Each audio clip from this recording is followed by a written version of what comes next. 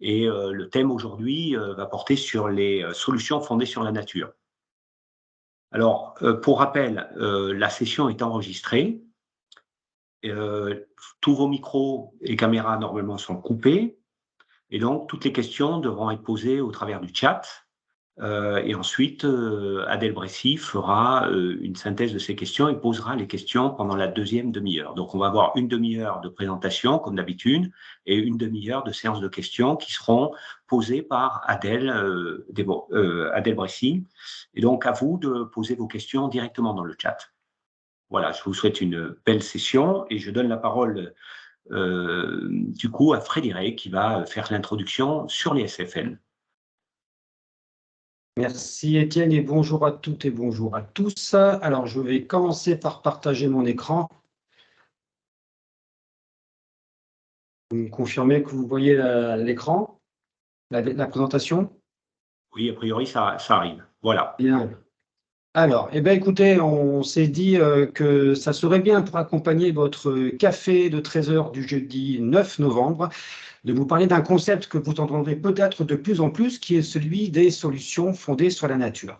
Et j'entends déjà à travers les écrans les soupirs de certains qui peuvent se dire « Ah oh là là, voilà encore un nouveau terme après le développement durable, après l'ingénierie écologique, on a eu les services écosystémiques et maintenant voilà qu'on nous propose les solutions fondées sur la nature. » Alors si vous pensez cela, vous avez peut-être un petit peu raison, mais aussi quelque part un petit peu tort. Et ma mission, puisque je l'ai accepté, est de vous présenter ce concept en moins de 5 minutes. Ce que je peux vous dire, c'est que la définition qui est donc c'est un concept qui est porté par l'UICN, c'est l'Union internationale pour la conservation de la nature.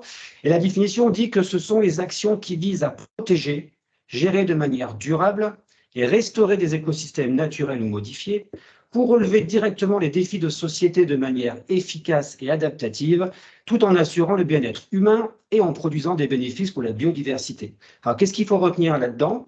Dans le premier item, repérer les 3 grands types d'actions que l'on met généralement derrière les solutions fondées sur la nature. La protection, la gestion et ou la restauration des milieux. Et puis dans le dernier item, on vous dit qu'il faut assurer le bien-être humain tout en produisant des bénéfices pour la biodiversité. Et ça, c'est important parce que il faut que les solutions fondées sur la nature soient des projets qui soient co-bénéfices. Et il faut pour cela répondre à au moins 2 bénéfices. D'abord, favoriser la biodiversité, ça c'est non négociable. Et puis, il faut répondre à un défi sociétal qui peut être divers. Alors, l'UICN, c'est de passer à la diapo suivante. L'UICN en a listé 6. La lutte et l'adaptation par rapport au changement climatique, la santé humaine, l'approvisionnement en eau, la sécurité alimentaire, le développement socio-économique et la réduction des risques naturels. Et puisque nous allons vous parler des solutions fondées sur la nature appliquées à la gestion de l'eau, vous identifiez assez facilement les 2 défis sociétaux auxquels on va pouvoir s'intéresser, l'approvisionnement en eau et la réduction des risques naturels.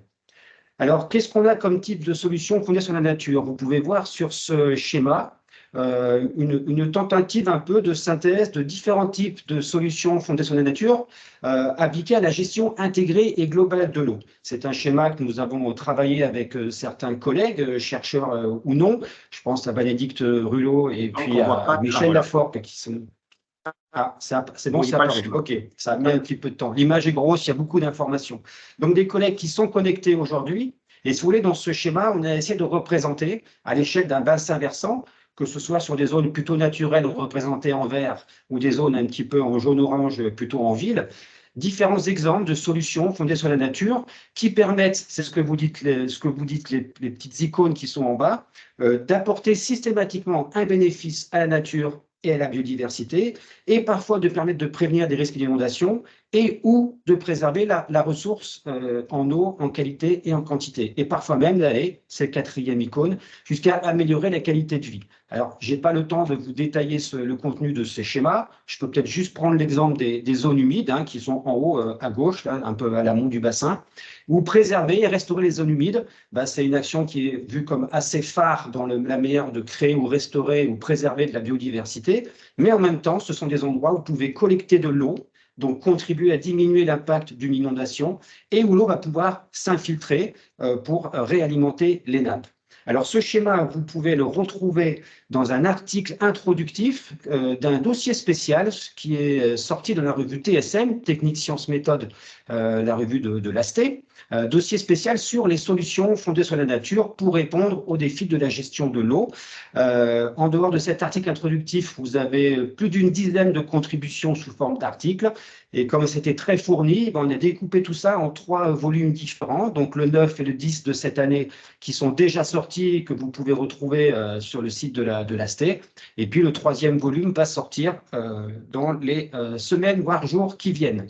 Et pour vous présenter ces choses de manière un petit peu plus concrète, donc sur la suite de ce web café, nous allons avoir 2 éclairages. Le premier, c'est par Bertrand de Gric du syndicat mixte des basses vallées angevines et de la Rhôme, si je ne me suis pas trompé, qui va nous parler d'un retour d'expérience sur le ruisseau de Marseille. Et juste après, Cécile Eriveau et Johanna Guérin et Ludovic Drapier qui nous rejoindra pour la séance de questions pour nous présenter un point de vue de la recherche par rapport à ces solutions fondées sur la nature pour la gestion de l'eau avec un focus sur le bassin Rhône-Méditerranée-Corse. Voilà, j'ai terminé ma fonction pour ce web café et je passe tout de suite la parole à Bertrand qui a un joli film à nous montrer. Bonjour à tous, donc je suis Bertrand de Griec, je suis technicien de rivière au syndicat mixte des basses vallées angevines et de la Rhôme, donc on est basé à Angers.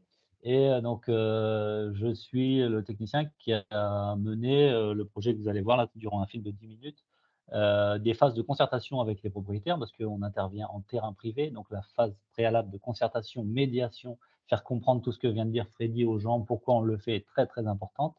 Et ensuite, il a fallu faire les travaux, les suivre durant la phase chantier et désormais les suivre pour voir si les objectifs fixés sont atteints. Ça se fait sur plusieurs années.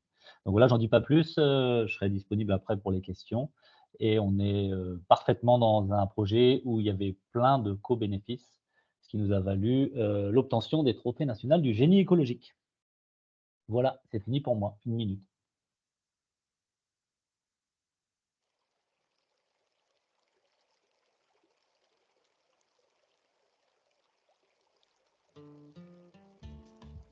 Le syndicat mixte des basses vallées angevines et de la Rhôme vous présente la renaturation du ruisseau de Marseille, lauréat du prix national du génie écologique.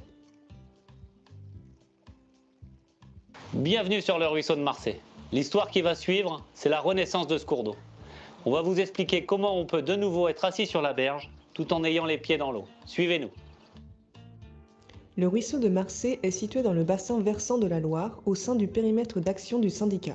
Le syndicat mixte des basses vallées angevines et de la Rhôme, c'est un syndicat qui est venu à l'initiative politique de regroupement de 4 EPCI. Les vallées du Haut-Anjou, Anjou-Loire et Sarthe, la communauté de communes Loire-et-Haugance et Anjou Métropole, qui se sont regroupés de façon à pouvoir travailler sur les cours d'eau et sur la gestion aussi des inondations. Le syndicat mixte des basses vallées angevines et de la Rhôme intervient donc sur la morphologie des cours d'eau. La morphologie des cours d'eau, c'est la façon dont ils sont mis en place dans le paysage, la façon dont ils fonctionnent dans le paysage. Cette façon-là, elle a été fortement impactée par des travaux qui se sont déroulés post-Deuxième Guerre mondiale avec un objectif d'assainissement des terres, un objectif agricole principalement, qui était de pouvoir cultiver un maximum de terre sur le territoire. Ces cours d'eau ont été mis tout droit, ils ont été élargis, ils ont été approfondis. Alors il y avait 2 types de drainage. Il y avait des drainages ponctuels parce qu'il y avait une mouillère dans un coin pour peu qu'on ait un fossé assez profond pour sortir. On faisait un captage dans la mouillère et puis c'était fini. Puis il y avait des drainages sur des parcelles qui étaient vraiment très très mouillées et qui étaient difficiles à cultiver, quoi. Aujourd'hui, je crois que la question ne se poserait pas sur des questions environnementales. Les travaux de recalibrage du passé ont engendré des problématiques d'accélération des écoulements et de drainage des zones humides, limitant la recharge des nappes et appauvrissant la biodiversité. Ce travail collectif donne une ambition qui est grande ici et pour nous, c'est vraiment un chantier emblématique pour le syndicat qui est jeune mais qui arrive déjà à faire les choses que vous allez découvrir aujourd'hui. Le ruisseau de Marseille, d'une longueur de 5 km, se jette dans la Suède qui est un affluent du Loire. Le projet de renaturation a nécessité une large concertation de l'ensemble des acteurs et notamment les propriétaires et les usagers. Les échanges en salle et sur le terrain ont permis d'aboutir à un projet partagé. Son dimensionnement a nécessité diverses études techniques permettant de mieux cerner les enjeux. La première étape du chantier a été de rendre accessible l'ancien tracé aujourd'hui abandonné pour permettre son remblaiement.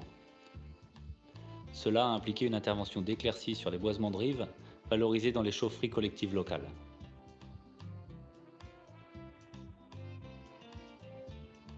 Ce ruisseau alimente un bras des tanneries. C'est un ruisseau perché qui vient jusque dans le centre-bourg de Sèche et qui alimente différents canaux et notamment les jardins familiaux.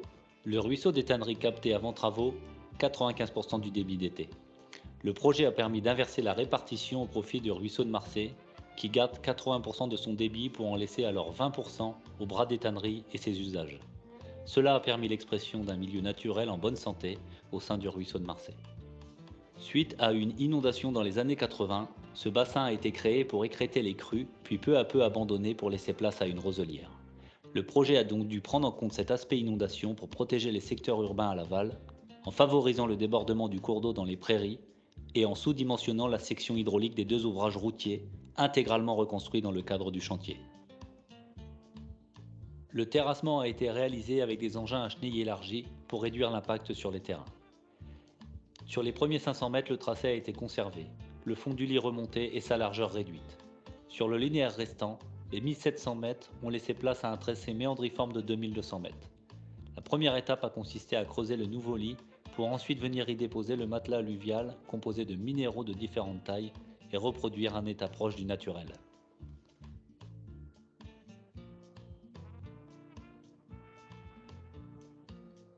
En refaisant des cours d'eau en bon état, des cours d'eau sur lesquels on peut être assis sur la berge et toucher l'eau, on permet le débordement, donc la recharge des nappes, et on permet aussi d'allonger la durée de l'eau dans le milieu puisqu'on allonge les cours d'eau. Au lieu d'avoir un cours d'eau rectiligne, on a un cours d'eau qui fait des méandres.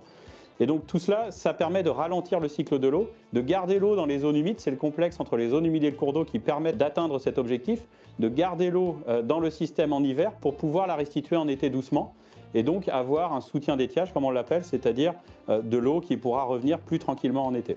Donc l'idée, c'est vraiment de pouvoir maximiser les aspects de biodiversité, les aspects de quantité d'eau et les aspects de qualité d'eau, et retrouver toutes les fonctionnalités que le milieu naturel peut réaliser, peut faire pour nous. Le ruisseau de Marcé coule au sein d'une tourbière de 5 hectares. Notre mission ici, c'était à la fois de caractériser la présence de tourbières, à quelle profondeur, à quelle échelle, est-ce qu'elle était suffisamment étendue ou de petite surface sur ce milieu-là, et dans quel état de conservation elle se trouvait. Les tourbières, elles ont des propriétés qui vont au-delà de la plupart des autres zones humides. C'est des milieux à l'interface entre les milieux aquatiques et les milieux terrestres. On peut appeler ça des terres d'eau. En fait, elles ont la particularité de stocker énormément de carbone. On a caractérisé le fait qu'on avait de la tourbe en profondeur, mais en surface, c'était minéralisé, donc dégradé. Certainement du fait des usages, mais aussi du fait que le cours d'eau était très profond et aspirait quelque part la nappe locale qui était juste en dessus du cours d'eau. Donc nous, notre action, là, c'était aussi d'aider le syndicat à améliorer la manière de travailler, c'est-à-dire travailler sur un sol qui était peu portant, qui était fragile, de sorte qu'on ne dégrade pas la tourbe et qu'on n'augmente pas la décarbonation, en fait, la libération du carbone dans l'atmosphère. Ces milieux humides accueillent une riche biodiversité que la mise en œuvre du chantier a prise en compte. On a été sollicité par le syndicat puisqu'ils ont trouvé des espèces protégées et nous ont demandé de les accompagner à une meilleure prise en compte de ces espèces-là pendant la phase travaux et post-travaux. On a aussi travaillé sur le phasage des travaux afin de le couper en tronçons et de travailler de l'aval à l'amont pour avoir le moins d'impact possible sur les espèces. Pour les espèces piscicoles, une pêche de sauvetage a permis de transférer les poissons de l'ancien lit vers le nouveau fraîchement mis en eau.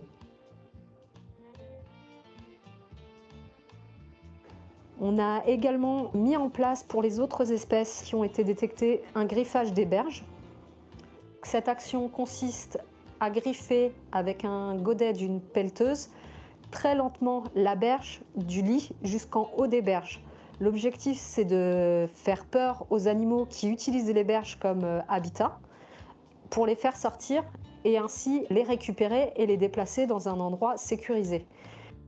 Dès que le griffage est fini, l'objectif c'est de combler le cours d'eau pour ensuite remettre en eau le nouveau cours d'eau qui servira d'habitat favorable pour les espèces.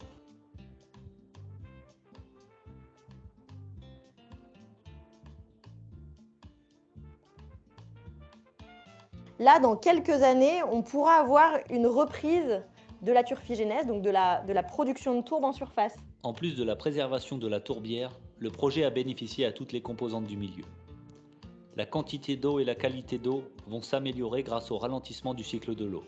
La biodiversité va s'enrichir grâce à la diversification des milieux. L'homme garde toute sa place dans ce projet avec le maintien des usages et la prévention des inondations via des solutions fondées sur la nature.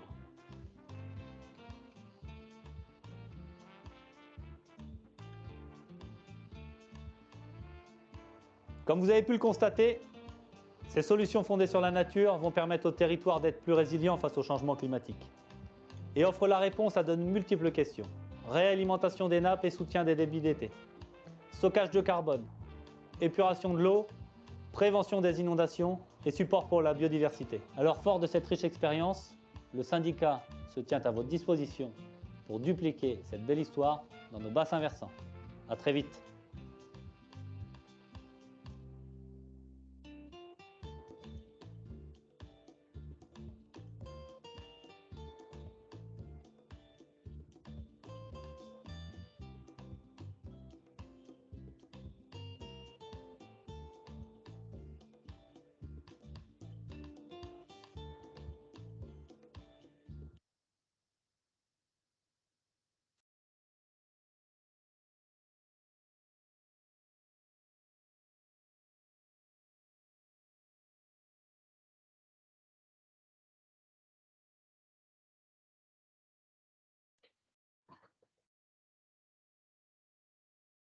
On continue donc la présentation maintenant. Donc, c'est Cécile Rivaud du BRGM qui va continuer les illustrations de ce concept de solution fondée sur la nature.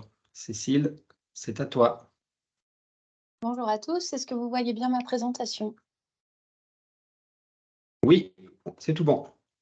Je vais donc poursuivre en introduisant une présentation à deux voix sur les solutions fondées sur la nature pour la gestion de l'eau sur le bassin Rhône-Méditerranée-Corse, qui va s'articuler autour de deux projets de recherche en cours avec l'Agence de l'eau Rhône-Méditerranée-Corse.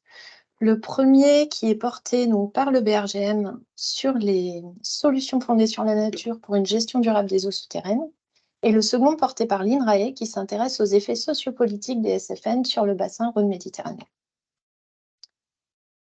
Donc, pour ce premier projet, on s'intéresse aux solutions fondées sur la nature pour une gestion durable des eaux souterraines. C'est un projet qui implique une équipe de chercheurs en économie et en hydrogéologie qui est basée au BRGM de Montpellier à l'UMR Géo.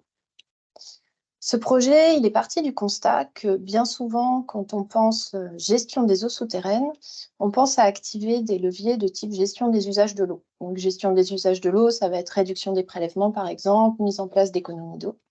Mais on ne pense pas toujours à activer des leviers de type gestion des usages des sols.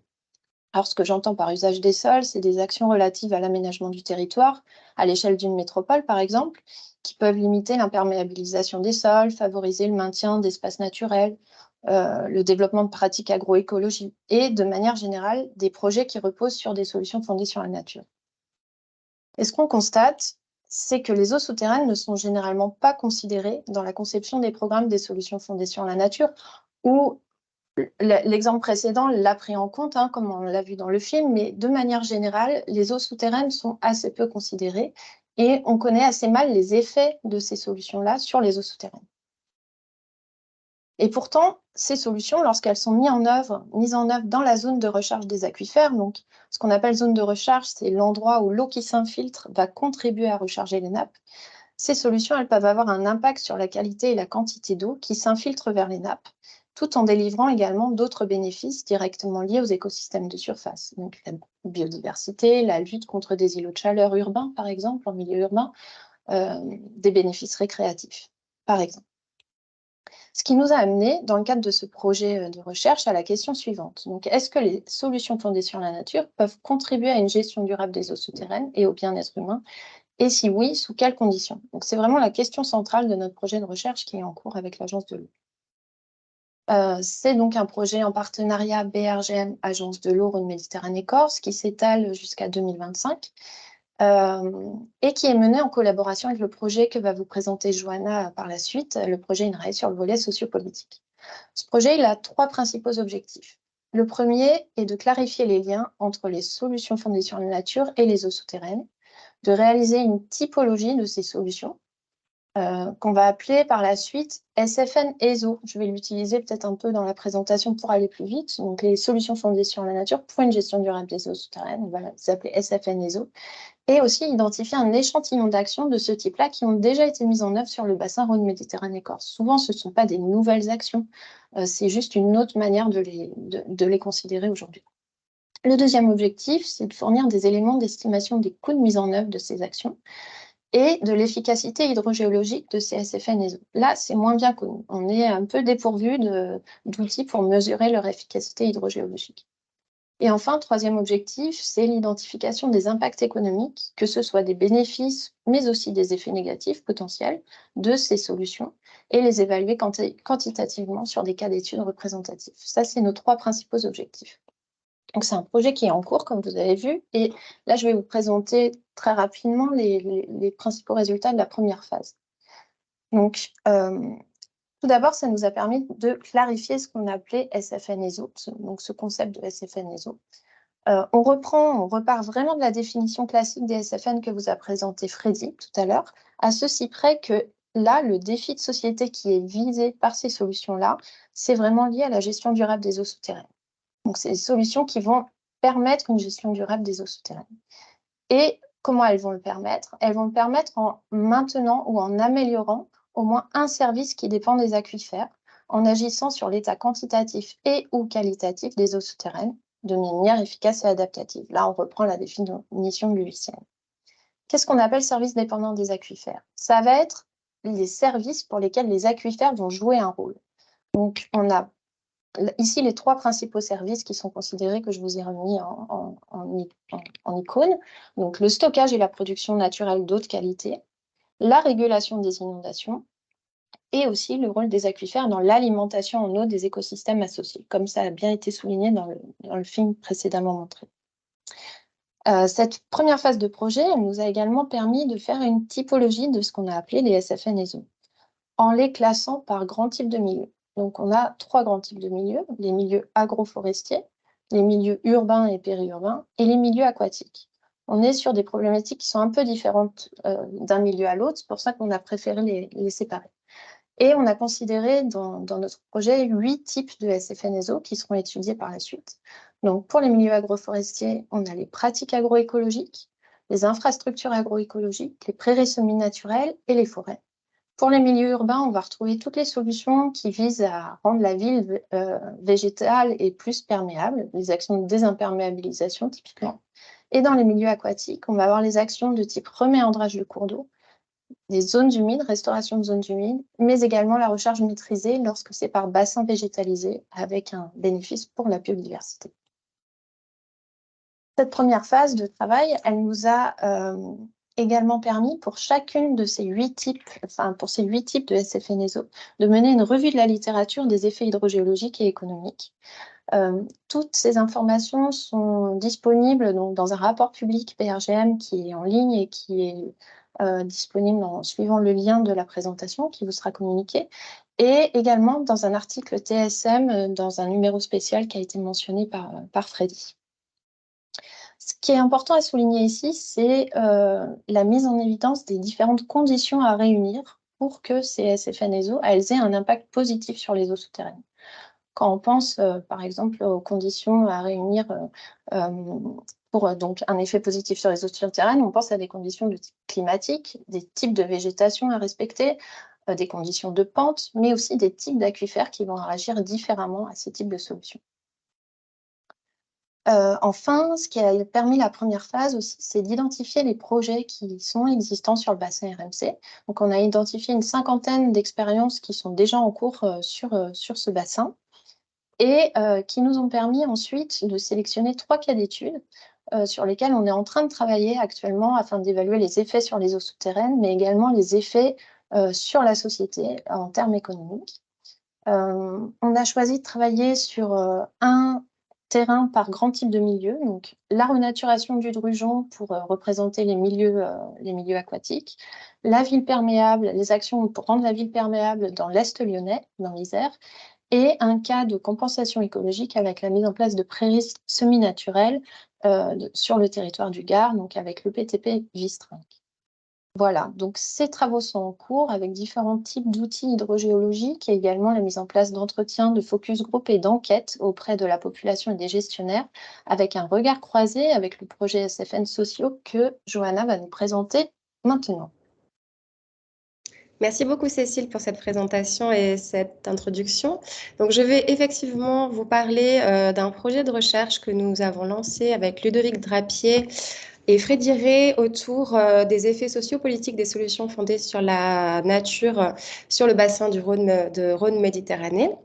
Et donc en partenariat avec le BRGM. Et donc c'est un projet qui est financé par l'Agence de l'eau.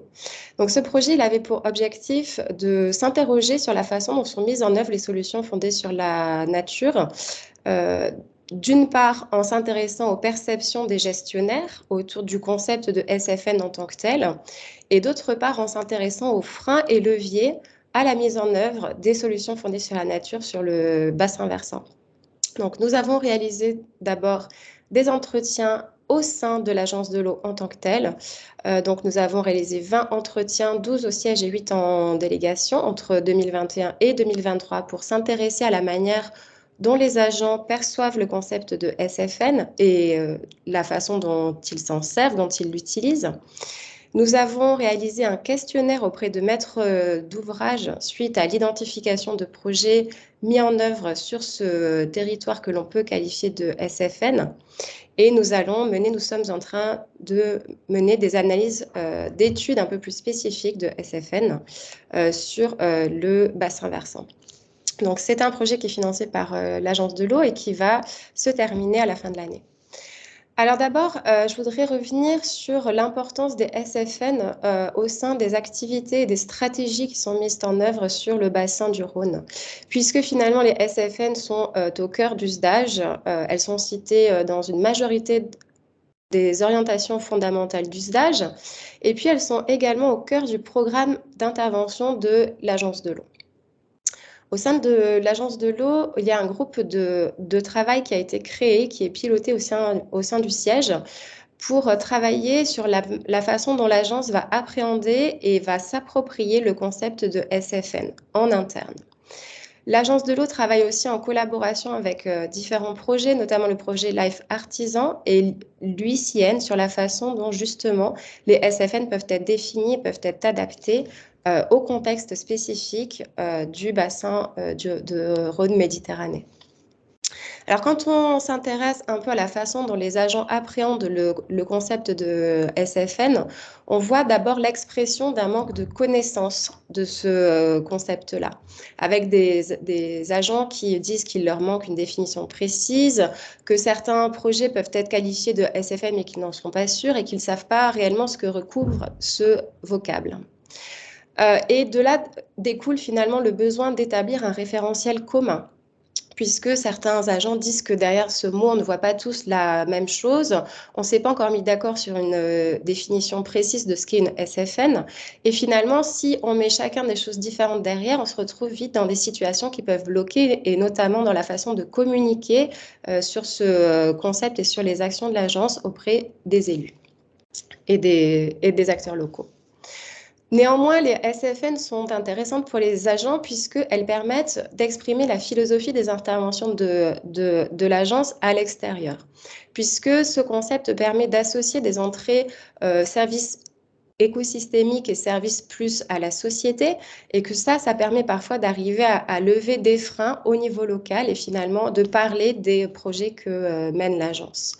Et puis, ce concept peut permettre d'ouvrir un certain nombre de portes pour les acteurs, pour les agents, et d'arriver à toucher finalement de nouveaux acteurs au niveau local et de les intéresser au travail et aux projets portés par l'Agence de l'eau. On voit une différence dans la façon dont les agents s'expriment autour du concept de SFN lorsqu'on touche des actions qui sont liées au grand cycle de l'eau, où là, finalement, ce qui est mis en avant, c'est les services rendus par les écosystèmes qui sont illustrés par ce concept de SFN. Et l'idée que finalement les SFN, l'agence les met déjà en œuvre depuis longtemps. On fait des SFN sans le dire depuis déjà longtemps. Et finalement, on travaillait déjà sur cette notion sans forcément l'employer. Donc une continuité vis-à-vis des activités de l'agence depuis un certain nombre d'années. Néanmoins, quand on regarde le petit cycle de l'eau, là, c'est finalement les SFN sont utilisés plus comme une façon de désigner la nature et les activités qui sont basées sur des éléments végétaux, donc dans la gestion des eaux pluviales. Donc les SFN sont ici utilisés plus en opposition aux techniques grises de la gestion des eaux pluviales et viennent finalement alimenter une sous-catégorie, constituer une sous-catégorie de techniques alternatives de la gestion des eaux pluviales qui seraient exclusivement basées sur des éléments végétaux ou sur des éléments naturels. Alors, nous avons aussi essayé d'identifier les difficultés ou les limites du concept de SFN auprès des agents. Et là, on voit qu'il y a une difficulté finalement à articuler ce concept avec d'autres notions comme l'espace de bon fonctionnement ou la trame turquoise, qui sont des concepts qui ont été travaillés longuement par l'agence et qui ne s'articulent pas forcément toujours de manière très claire avec les SFN. On a aussi identifié des doutes sur la longévité du concept de SFN auprès des agents qui se demandent si ce n'est pas un effet de mode ou un mot plutôt gadget et qui s'interrogent sur cette longévité.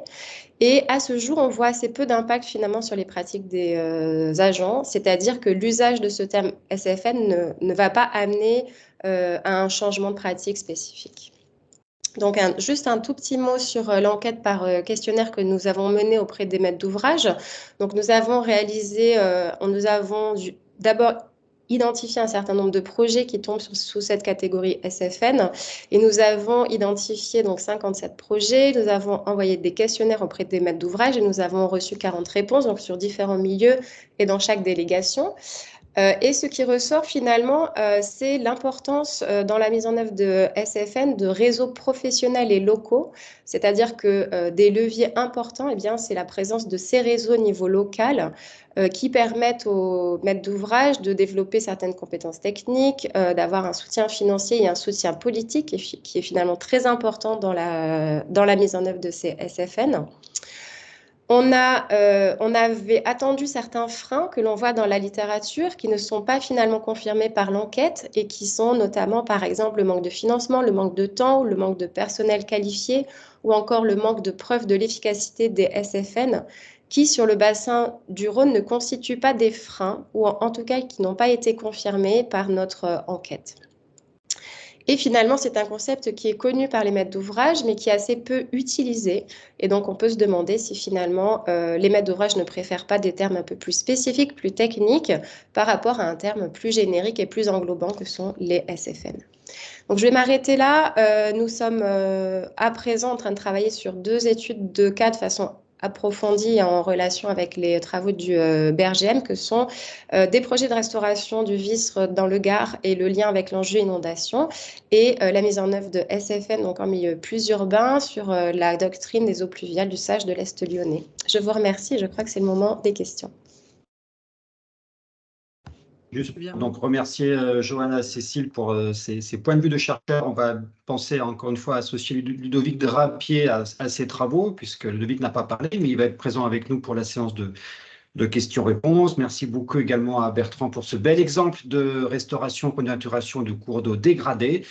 Voilà, on espère que vous y voyez plus clair sur les solutions fondées sur la nature et qu'on a agréablement agrémenté votre café de 13 heures. Maintenant, c'est à vous de parler pour la séance de questions-réponses.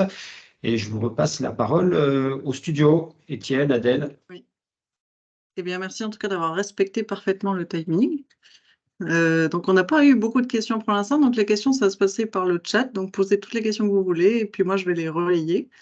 Donc comme on n'a pas encore beaucoup de questions, moi j'ai une question. Donc on a bien compris que pour les solutions fondées sur la nature, il y avait l'idée d'un co-bénéfice entre la nature et la société humaine. Et je me demandais comment est-ce qu'on prévoyait à la fois lors des phases de définition du projet, mais aussi après la mise en œuvre du projet, comment on arrivait à évaluer ces co-bénéfices. Et peut-être sur l'exemple du Marseille, qu'est-ce qui est fait comme suivi maintenant pour évaluer l'effet de tout ça.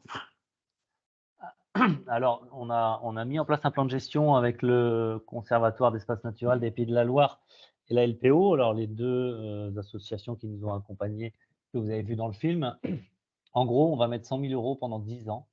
On va suivre l'hydrologie. On a mis des piézomètres pour voir l'impact de la remontée de la nappe au niveau des zones humides attenantes. On va faire un suivi des habitats naturels tous les 2 ans. Un suivi phytosociaux et pédo, ça c'est 2 fois en 10 ans, donc tous les 5 ans. On fait bien évidemment un suivi de l'agrillon de mercure, c'est l'espèce protégée, la libellule protégée qui nous a valu un passage au Conseil scientifique régional de protection de la nature pour montrer qu'on allait éviter, réduire, compenser son habitat. Enfin voilà, je ne sais pas si tout le monde connaît cette séquence ERC. Suivi de la vie faune nicheuse, donc ça c'est fait par la LPO, suivi de la faune terrestre, la faune aquatique, donc là on a un lien avec la Fédé de pêche, on ne l'a pas vu apparaître dans la vidéo, donc tous les ans on fait des IBGN et des protocoles CARIS pour évaluer l'évolution de l'hydromorphologie. On fait des pêches électriques tous les 3 ans. Et bien sûr, il y a, dans ces 100 000 €, il y a aussi de l'animation. Tous les ans, on fait un retour aux propriétaires publics et privés de comment évolue le milieu. Donc ça, il y a un petit crédit sur l'animation. Et il y a aussi des actions d'entretien. Et là, on n'est plus dans le suivi, on est dans l'entretien. Avec de la fauche avec export, par exemple.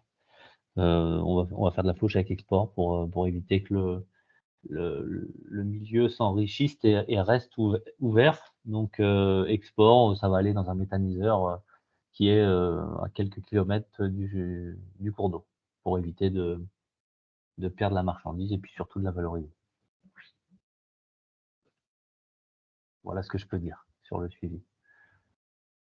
Ok, merci. Donc, il y avait des questions peut-être plus techniques. Est-ce que tous les types de sols se prêtent à la création d'une SFN?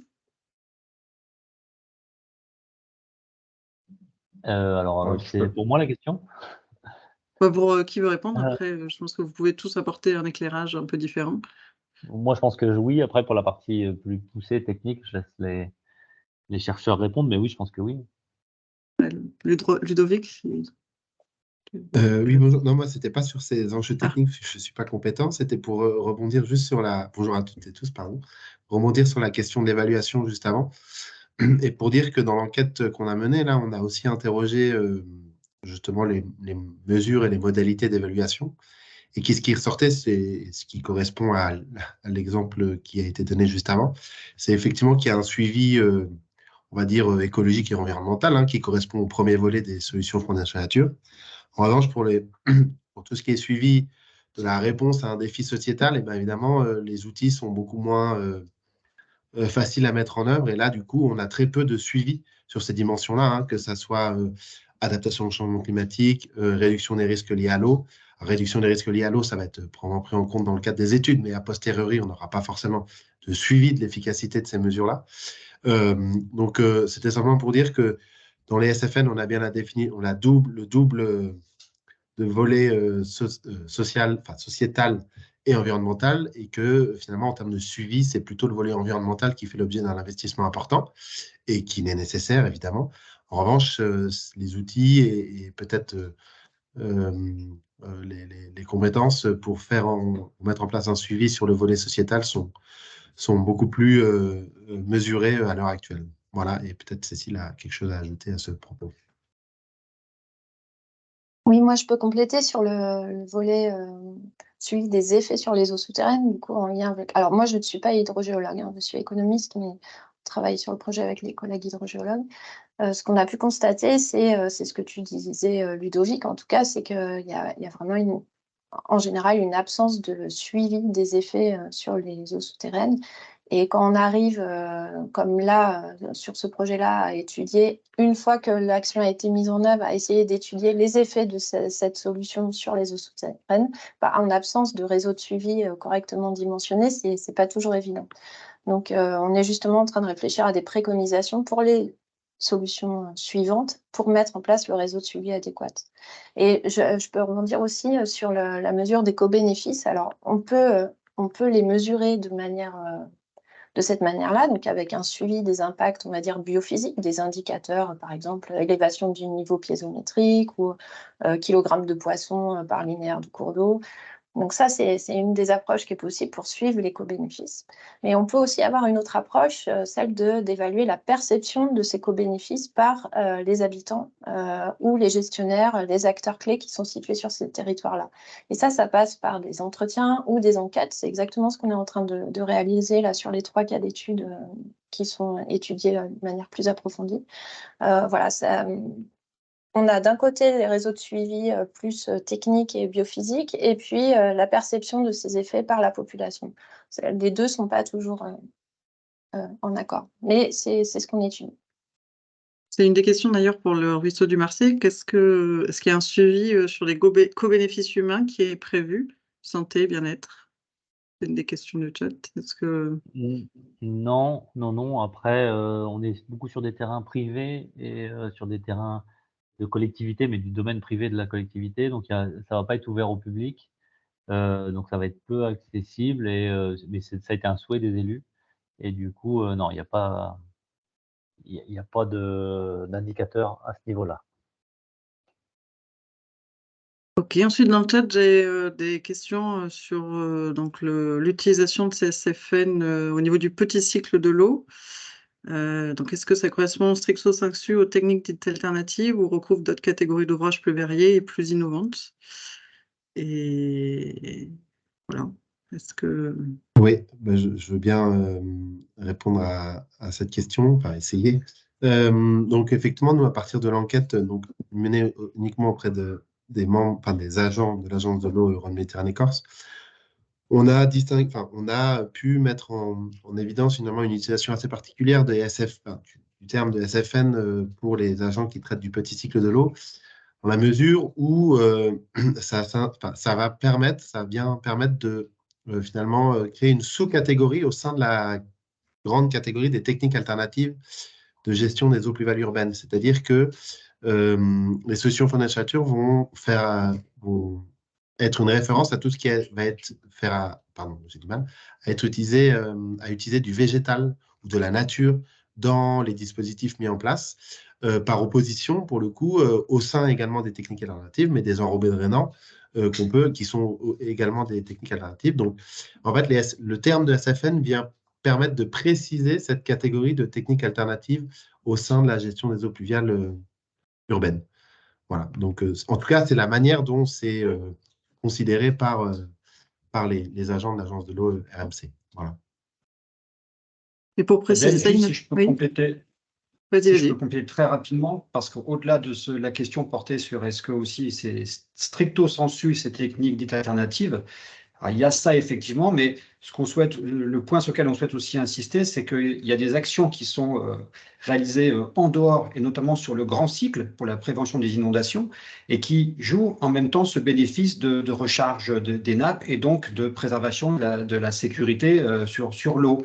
C'est ce qu'on a essayé de représenter sur le schéma que j'ai présenté en introduction. Vous retournerez le voir plus précisément, mais on a indiqué certains types d'actions. Ça peut être, j'ai parlé des zones humides, mais ça peut être aussi les zones d'expansion de crues lorsqu'elles sont aménagées pour leur donner une plus-value sur la biodiversité, parce que je sais qu'il y a une question qui vient après sur cet aspect-là, et qui permettent donc de ralentir l'eau, de la faire stagner, et en même temps de permettre l'infiltration. Donc on peut aussi agir quelque part sur cette recharge, autrement que sur les techniques dites alternatives de gestion des eaux pluviales. Merci, c'est peut-être plus clair. Il y a 2 questions sur le coût, donc je pense que c'est peut-être le moment d'évoquer ces questions. Donc, quel est le coût pour la renaturation du ruisseau et comment sont quantifiés les bénéfices quant à la prévention des inondations? Donc, on peut peut-être avoir plusieurs avis, commencer par le ruisseau du Marseille et puis peut-être avoir d'autres exemples ensuite. Alors, le coût global, il est de 800 000 €. Il y a 100... Alors déjà, je vais préciser le linéaire, quand même, c'est important de remettre ça en linéaire. Donc, on a restauré le cours d'eau sur 3200 mètres. Ça a coûté 800 000 €. Il y a 110 000 € d'études. Le reste, c'est des travaux, donc 690 000, dont 250 000 d'ouvrages routiers. On a franchi 2 routes qu'on a dû refaire Et refaire une route sur de la tourbe, ça implique des techniques de génie civil très spéciales qui coûtent très cher, donc 250 000 €. Et après, sur l'aspect inondation, il a bien fallu qu'on mette en évidence que nos travaux n'allaient pas accentuer les inondations à l'aval, et on a dû le faire. Donc on a fait de la modélisation hydraulique, et avant de la faire, la modélisation hydraulique, on pensait que forcément on n'allait pas augmenter l'inondation à l'aval, puisque on allait faire déborder l'eau. Donc épancher la crue et voilà, étaler l'eau, donc protéger la ville en aval. Et ben, en fait, on s'est un petit peu trompé parce que le cours d'eau était tellement profond, tellement rectiligne et tellement large, en fait, qu'il avait une capacité de stockage énorme. Donc on a dû réduire un petit peu ces ouvrages routiers qui, de fait, font rétention et accentuent le débordement de l'onde de crue dans les parcelles. Ce qui fait qu'on a modifié de 1 à 2 centimètres le niveau de la crue décennale en aval. Donc, ce qui était acceptable pour le contexte urbain, plus en aval.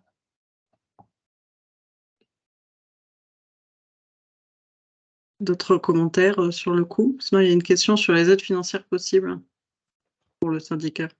En gros, 80%, 80% d'aide. Nous, chez nous, en Pays de la Loire, 50% l'agence de l'eau, 30% la région. Mais c'est partout pareil, hein, en Rhône-Méditerranée-Corse, c'est 80%. Après, le camembert, il se répartit différemment, mais c'est toujours 80%. Il peut y avoir des 100% sur des appels à projets particuliers, mais en gros, c'est 80% et 20% de reste à charge pour la collectivité. Et si je peux me permettre sur la question du financement, pour le coup, c'est vraiment dans la littérature un frein qui est largement identifié, dans la littérature internationale. Et pour le coup, enfin, en tout cas sur l'enquête qu'on a menée, c'est pas du tout un frein qui a été identifié. Et notamment, je pense, le soutien des agences de l'eau sur tous les bassins pour mener à bien des projets de ce type-là est quand même un atout majeur, en tout cas dans le contexte français, et qu'on ne retrouve pas partout à l'international. Je pense que ça, c'est à souligner la spécificité du contexte français et le rôle important des agences de l'eau dans le soutien à la mise en œuvre de ce type d'opération. C'est évident. S'il y a des gens de l'agence, on les remercie au passage.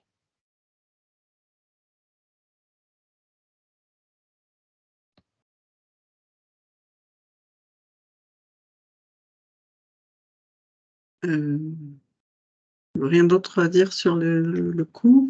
C'est la dernière question que j'essayais de comprendre en même temps que j'écoutais. Est-ce qu'il y a des contre-exemples, si je comprends la question, mais sinon vous pouvez repréciser. Est-ce qu'il y a des contre-exemples sur l'efficacité de ces SFN?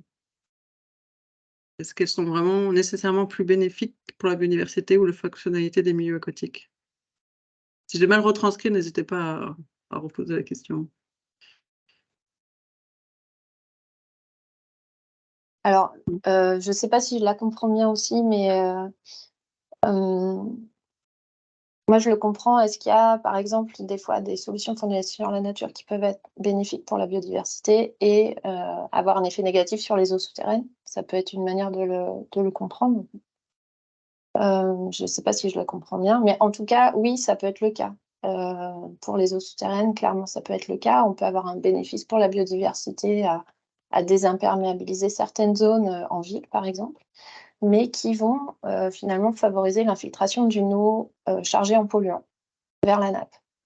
Dans certains secteurs, c'est plutôt à éviter et ça peut être contre-productif du coup parce que ça peut mener à une pollution de la nappe. On peut avoir aussi, il faut toujours jauger entre recharge de la nappe et puis qualité de l'eau de recharge. On a aussi un contre-exemple de cas de renaturation de cours d'eau qui du coup, où il fallait s'assurer d'éviter de remettre en connexion la nappe avec le cours d'eau, puisque le cours d'eau était assez pollué. Donc si on remettait la connexion en place avec la nappe, ça pouvait du coup produire une pollution de la nappe. Donc c'est pas dans tous les cas bénéfique, ça dépend vraiment des contextes, des types d'aquifères, des types de milieux, des types de sols, de végétation. Et voilà, c'est pas bénéfique dans tous les cas pour les ressources en eau souterraines. L'idée, c'est justement de bien mettre en évidence les conditions à respecter pour qu'il y ait le double bénéfice.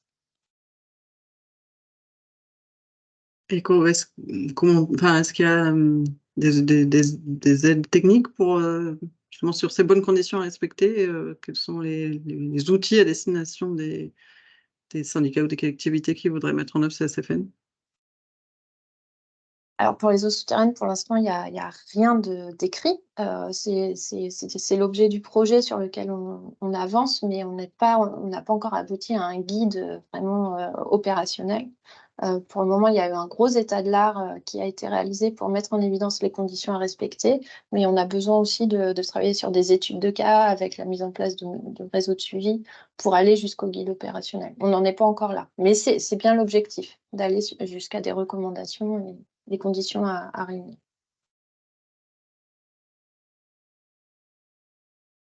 Merci. Donc, Kevin, pour suivre sur cette idée, est-ce qu'il existerait des exemples de SFN qui n'aient que des effets négatifs sur la biodiversité ou autres aspects? Parce que les impacts environnementaux seraient plus grands que les effets positifs.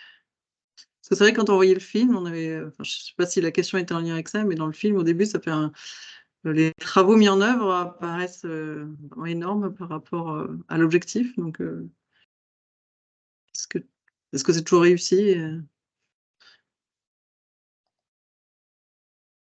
Eh ben, oui, les travaux énormes dans le sens où c'est des gros engins et puis ça terrasse, ça fait des gros terrassements, mais en fait, ça fait autant de dégâts enfin, ça fait pas du dégât, on limite les dégâts, mais ça en a fait autant, voire pire, à l'époque où quand ils ont rectifié tous les cours d'eau, en fait. C'est surtout ça qu'il faut garder en tête et je vous y emmènerai aujourd'hui. C'est hallucinant, en fait. Dans la roselière là qu'on va faucher, ou sur laquelle on fait de la fauche exportatrice, vous rentrez même pas, en fait, tellement la végétation a repris ses droits. Donc en fait, ça va très, très vite. C'est sûr que sur le moment, donc c'est aussi une information qu'il faut bien expliquer aux riverains, surtout quand on est en ville. Là, on était à proximité de la ville, mais pas auprès des habitations. Mais c'est sûr qu'en ville, des projets comme ça, il faut axer la communication et la concertation là-dessus parce que ça peut très vite choquer. Mais c'est nécessaire, en fait.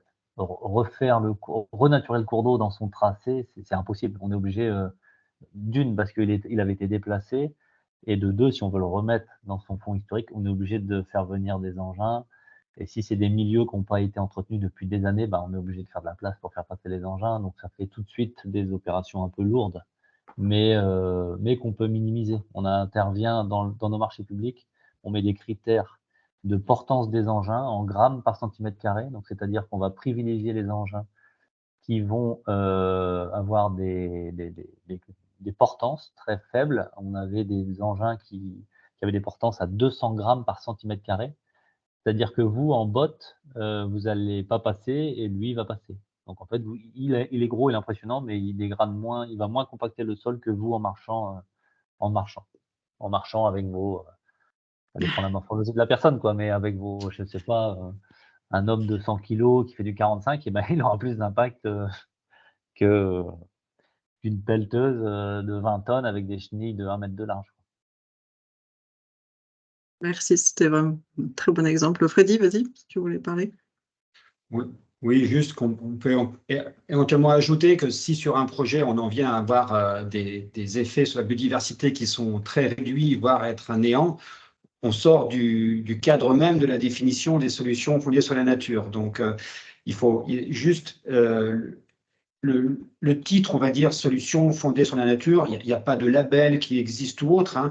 C'est un concept qui a été mis en place pour inciter les donneurs d'ordre, les maîtres d'ouvrage à penser qu'aux bénéfices lorsqu'ils mettent en place leur projet.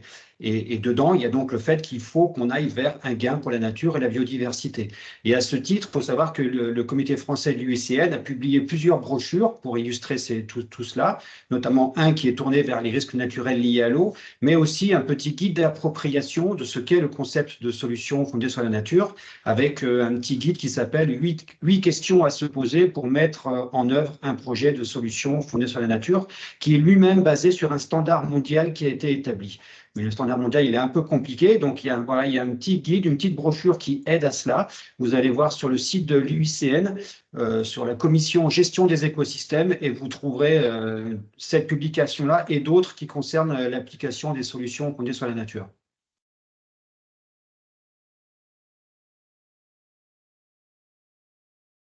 Ok. Il y avait une question d'Étienne sur. On a vu que la mise en œuvre des SFN nécessitait une association de compétences de disciplines différentes, incluant en particulier les sciences sociales. Est-ce que dans tous les exemples que vous avez pu étudier, est-ce que cette pluridisciplinarité est systématiquement représentée? Alors moi, je vais bien apporter quelques éléments. Alors, je ne pourrais pas affirmer sur le systématiquement représenté parce que je n'ai pas d'informations assez précises dans le cadre de l'enquête qu'on a menée auprès des gestionnaires. En revanche, ce qui me paraît intéressant, c'est justement ce que Johanna a mentionné, hein, l'importance des réseaux pour des réseaux que ça soit professionnels, hein, donc comme l'AST, on est un, et il y en a d'autres également, et des réseaux locaux pour justement être en mesure pour les maîtres d'ouvrage d'aller chercher des compétences qu'ils n'ont pas, notamment suite à la GEMAPI, où on sait qu'il y avait peut-être des maîtres d'ouvrage qui étaient plutôt portés sur la restauration des cours d'eau, qui n'avaient pas de compétences en prévention de l'inondation. Et donc, du coup, ce réseau, il est important justement pour aller chercher les compétences que les maîtres d'ouvrage n'ont pas nécessairement. Donc, après, est-ce que c'est pluridisciplinaire? Ça, je ne saurais pas le dire. Mais en tout cas, il y a au moins l'idée qu'il y a une association de compétences multiples et différentes, complémentaires évidemment, pour pour mettre en place des solutions fondées de nature, et que ça, c'est bien intégré par les maîtres d'ouvrage puisqu'ils sont en recherche de nouveaux partenariats, de réseaux professionnels pour justement comment dire, acquérir ces compétences ou les avoir à disposition dans le cadre de leur projet. Donc, je réponds un petit peu à côté, mais ça me semble important de repréciser ça, cette importance des réseaux et de la circulation des compétences, hein. Il y a des articles aussi qui montrent l'importance de ce qu'on appelle des communautés de pratique pour voilà, faire tourner les bons exemples comme la restauration du ruisseau qu'on a vu. Ben, tout ça, ça contribue finalement au développement de réseaux, de communautés de pratique qui favorisent le partage de compétences également.